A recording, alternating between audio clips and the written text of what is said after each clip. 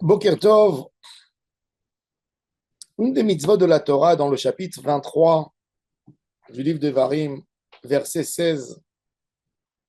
Lo tasgir eved el Adonav, asher inatzel elecha meim Adonav. Lo tasgir eved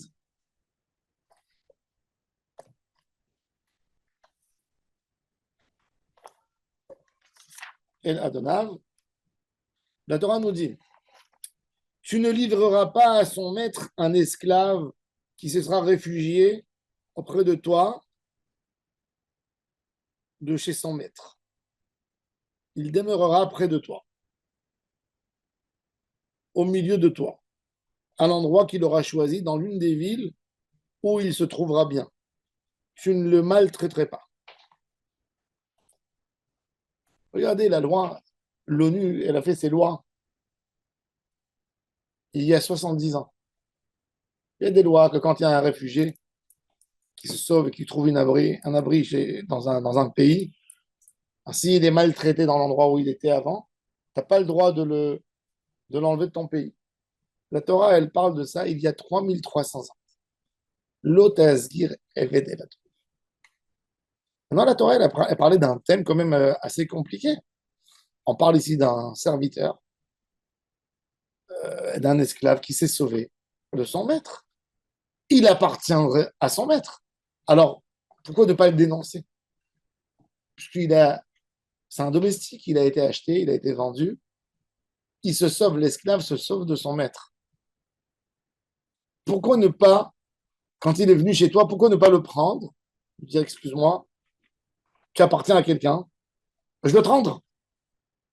Ben, la Torah, elle te dit, tu n'as pas le droit de le faire.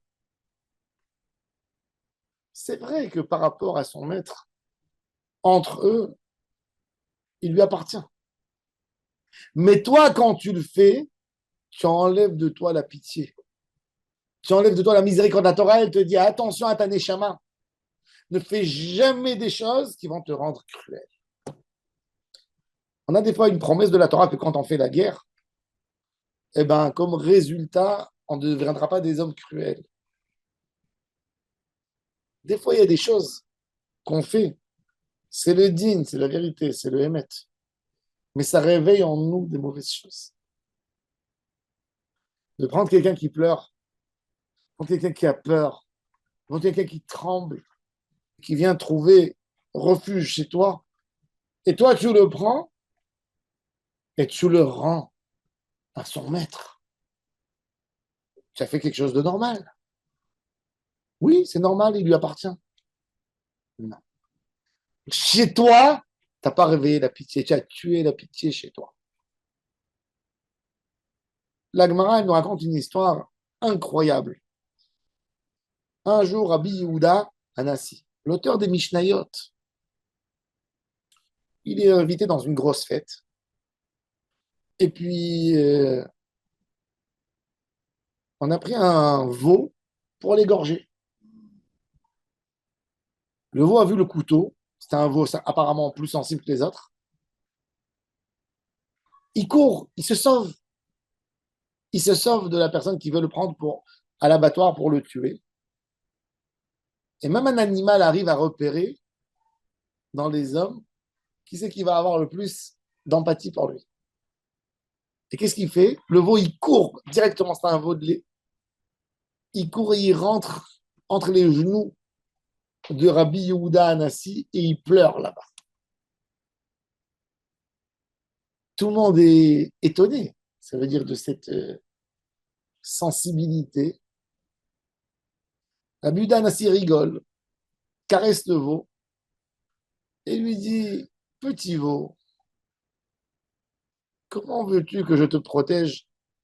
Tu as été fait pour satisfaire les gens qui ont faim. Et tout le monde rigole. Le shochet, il vient, il prend le veau et on l'égorge. Et là, Rabbi Yehuda Anassi rentre chez lui à la maison et ça commence des années atroces. Une souffrance d'intestin pour Rabbi Yehuda Hanassi, horrible. Des douleurs de 13 ans de douleurs où Rabbi Yehuda ne pouvait pas faire rien du tout tellement il souffrait. Là, pour donner une dimension de sa souffrance, la Gemara nous raconte que quand il rentrait aux toilettes, sauf votre respect, il hurlait. Il hurlait, il hurlait, il hurlait. On entendait ses cris dans la rue. Tellement il criait fort, il pleurait de douleur. Il y avait un de ses esclaves qui était responsable de l'écurie. Il adore son maître, Rabbi Yehuda Hanassi, et ne veut pas que son maître soit humilié. Donc, qu'est-ce qu'il fait? Il donne à manger aux chevaux, il leur jette de la paille d'en haut. Au moment où son maître rentre aux toilettes pour qu'on entende les cris des chevaux. Vous savez, un cheval, quand il crie, ça crie fort. Et il leur donne, il y a beaucoup de chevaux, et il leur jette au même temps quand il voit son maître qui rentre aux toilettes. Et la Gemara nous dit que les cris de Rabbi Yehuda Hanassi dépassaient les cris des chevaux. Des années de souffrance, 13 ans horribles qui passent pour Rabbi Yehuda Hanassi. Rabbi Yehuda Hanassi n'a même pas compris dans sa recherche d'où ça venait. Quel avéra il a fait? Quel avéra? Mais il a pas compris que de dire une phrase comme ça par rapport à un veau, c'est une avéra.